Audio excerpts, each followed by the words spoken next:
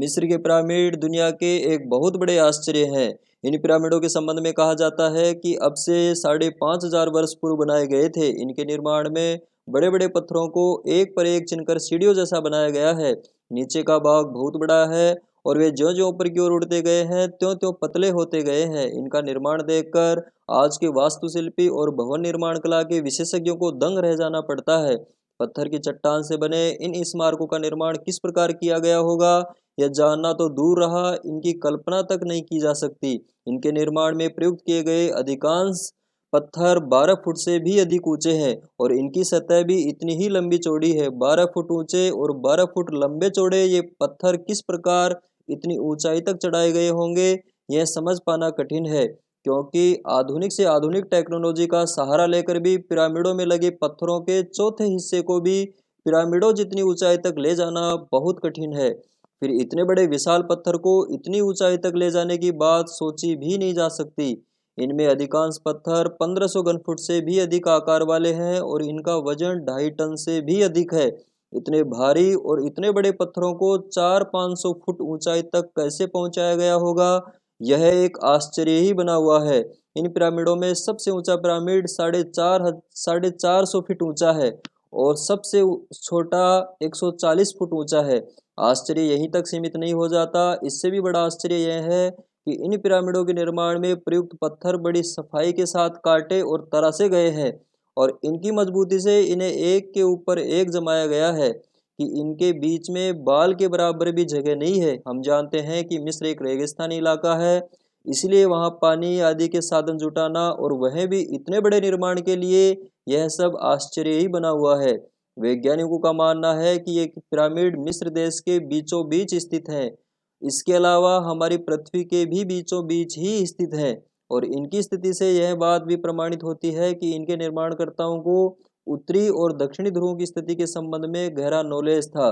कुछ विशेषज्ञों का मानना है कि ये पिरामिड राजा महाराजाओं के शव को सुरक्षित रखने के लिए बनाए गए थे, लेकिन यह पूर्णतः सत्य नहीं है। इनका मूल उद्देश्य एक ऐसे निर्माण को खड़ा करना था जो भविष्य में आने वाली घटनाओं के संबंध में लोगों को संकेत देता रहे। इन पिरामिडों का मुख्य उद्देश्य इन पे ऊपर भविष्यवाणियां लिखनी थी। इन्हीं पिरामिडों के ऊपर पृथ्वी के जन्म काल से लेकर अब तक की तथा आगे के हजारों वर्षों की घटनाएं तथा भविष्यवाणियां लिखी गई हैं। इन भविष्यवाणियों को ना तो किसी भाषा में लिखा गया है और ना ही किसी चित्रों के रूप में, बल्कि एक अलग ही शैली में लिखा गया है जिसे मापन इकाई का नाम दिया गया है। अब से 5000 वर्ष पूर्व पिरामिडों का निर्माण करने वालों ने ईसा से करीब 1500 वर्ष पूर्व से इजराइल वासियों के मिस्र से निकल जाने की तिथि पिरामिडों पर लिख दी थी, जो समय पर बिल्कुल सत्य सिद्ध हुई। इसके अलावा बाद में ईसा मसीह के जन्म तथा उनके क्रूस पर चढ़ाए जाने वाली घटना भी पिरामिडों की दीवारों पर आज भी देखी जा सकती है। इस प्रकार पिरामिडों की दीवारों पर संसार की सभी महत्वपूर्ण घटनाएं लिखी हुई हैं। सन 569 में मोहम्मद साहब के जन्म तथा 632 में इनके देहांत की तिथि पिरामिडों पर लिखी हुई है। 13वीं शताब्दी में चंगेज खां के उदय और 1280 में बारूद के आविष्कार तथा 18वीं और 19वीं सदी में नेपोलियन के उदय, वाटरलू की लड़ाई तथा नेपोलियन की पराजय और मृत्यु सन भी पिरामिडों पर लिखी हुई है। इसके अलावा 1833 में तुर्की के स्वतंत्र होने और 1854-56 में रूस और टर्की के बीच क्राइमन की लड़ाई आदि से संबंध में भी स्पष्ट संकेत पिरामिडों पर देखे जा सकते हैं।